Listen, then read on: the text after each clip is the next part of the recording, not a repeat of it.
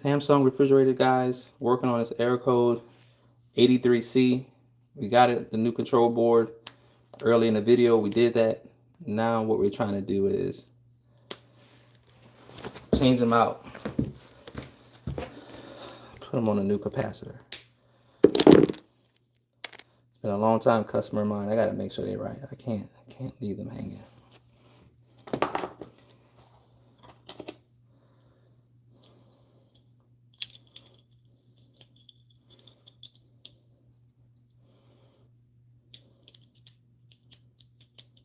I want to use this.